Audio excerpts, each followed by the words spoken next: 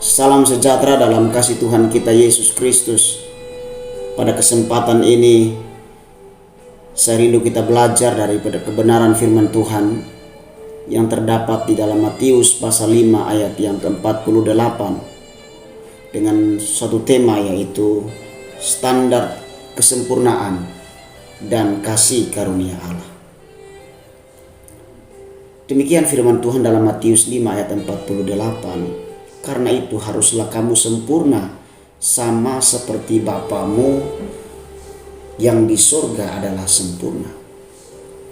Saudara yang dikasihi Tuhan Yesus Kristus, kita tahu bersama bahwa Allah itu kudus.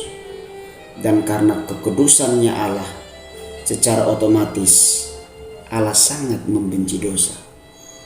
Allah murka terhadap tindakan dosa. Allah murka terhadap tindakan kejahatan manusia.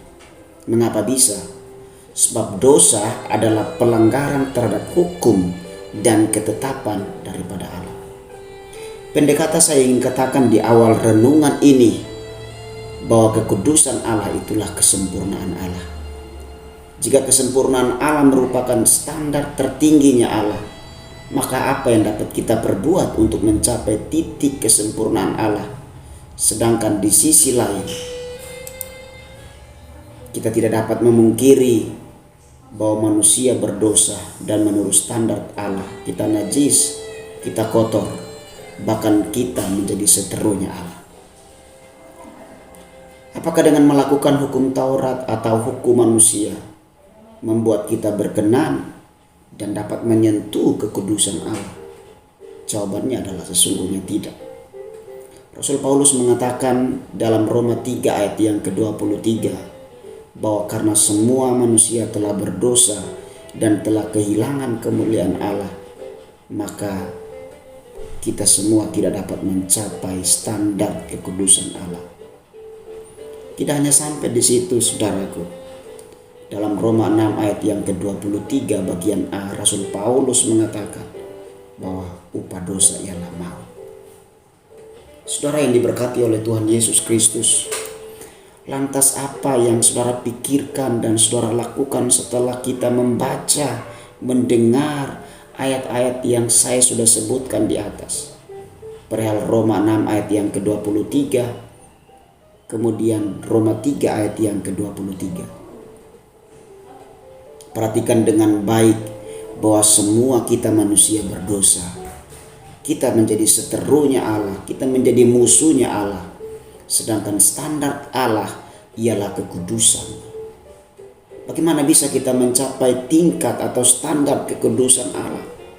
Yang pasti dengan usaha kita manusia, kita tidak dapat mencapai hidup kudus di hadapan Allah. Apa alasannya? Alasannya ialah karena semua manusia telah berdosa. Efesus 2 ayat 1 mengatakan, dalam Paulus berkata bahwa kalau kamu dahulu sudah mati karena pelanggaran dan dosa-dosamu. Status kita sebelum mengenal Allah yaitu kita mati. Bukan berarti kita pingsan, bukan berarti kita mati sementara, tidak. Tetapi memang kita benar-benar mati. Kita mati secara rohani. Hubungan kita putus dengan Allah. Kita tidak bisa berelasi dengan Allah karena dosa. Sehingga sebaik apapun perbuatan kita tidak dapat menolong kita untuk mencapai titik kesempurnaan atau kita dapat mencapai kehendak Allah, kerinduan Allah atas hidup itu. Apa yang perlu kita lakukan? Bagaimana dengan keburukan kita setelah kita jatuh dalam dosa, kita hidup di dalam dosa, setelah kita menyadari bahwa kita adalah manusia berdosa? Apakah kita terus memikirkan status keburukan kita? Apakah kita terus merenungkan akan hal ini bahwa sesungguhnya kita manusia berdosa?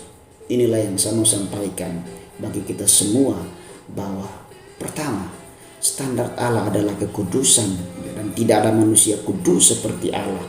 Maka Allah menunjukkan kasih-Nya di mana Ia rela mati dan menjadi manusia. Itulah yang kita percayai sebagai inkarnasi Allah. Jadi pesan firman Tuhan bagi kita semua adalah standar kekudusan Allah itu ditunjukkan dengan kasih karunia-Nya melalui Ia rela menjadi manusia. Perhatikan bahwa Allah itu kudus, Allah itu suci. Namun standar kekudusan Allah itu tidak dipertahankan Allah. Ia rela menjadi manusia. Itulah yang kita percaya sebagai inkarnasi Allah. Sang Firman menjadi manusia dan diam di antara kita. Yohanes 1 ayat yang ke-1 dan Yohanes pasal 1 ayat yang ke-14. Saudara yang diberkati Tuhan Yesus Kristus, bagian yang kedua adalah Ia adalah Allah, namun Ia tidak menganggap kesetaraan dengan Allah sebagai milik yang harus dipertahankan. Filipi 2 ayat yang ke-6. Yesus adalah Allah. Dia 100% Allah. Tetapi Ia tidak menganggap kesetaraannya dengan Allah sebagai milik yang dipertahankan. Justru Ia rela menjadi manusia. Tidak hanya sampai di situ, bagian yang ketiga adalah Ia mengosongkan dirinya dan mengambil rupa seorang hamba dan menjadi sama dengan manusia. Dalam kehambaannya Ia rela taat sampai mati, bahkan mati di kayu salib. Dia mati secara terkutuk demi kita manusia yang berdosa. Filipi 2 ayat yang ke-7 sampai 8 menjelaskan dengan begitu jelas bagaimana Allah rela mati, rela taat, bahkan taat sampai mati di kayu salib. Apa yang kita pikirkan setelah kita menerima berkat yang luar biasa ini? Masihkah kita hidup di dalam dosa? Masihkah kita memelihara dosa-dosa kesayangan kita? Masihkah kita memegang secara erat dosa-dosa kita? Ingatlah bahwa upah dosa ialah maut, tetapi kasih karunia Allah ialah hidup yang kekal.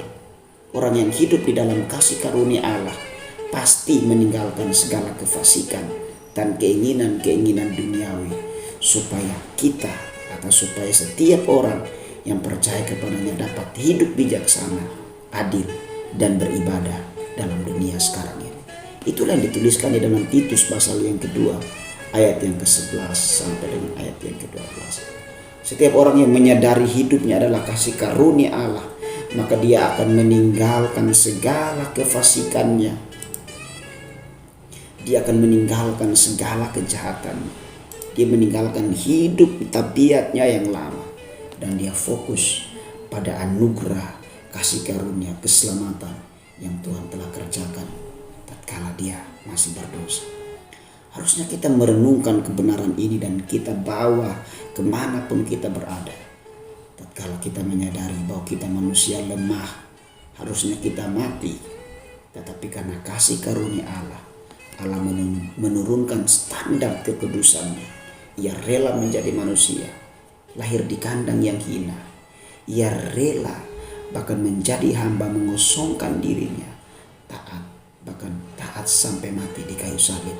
Itulah kasih Tuhan atas hidup kita. Renungkan kebenaran firman Tuhan ini dan perhatikan sejauh mana kita hidup. Apakah kita hidup sudah berkenan kepada Allah? Tuhan Yesus memberkati. Salam sejahtera bagi kita semua. Haleluya.